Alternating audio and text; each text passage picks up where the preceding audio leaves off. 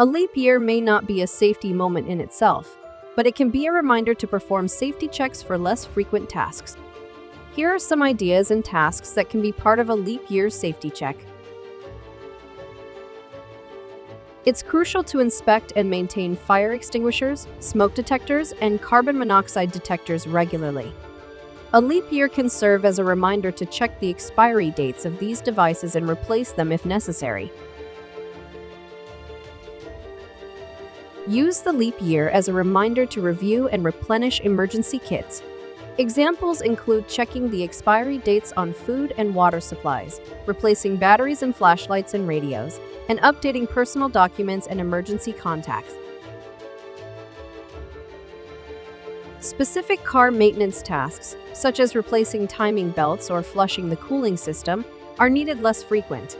The leap year can be an excellent reminder to check these less frequent maintenance tasks. Use the leap year to back up critical digital files, update software, and clean out old emails and files. Keeping your unused files backed up can help improve digital security and efficiency. While annual checkups are standard, certain health screenings or tests are less frequent depending on age, gender, and medical history.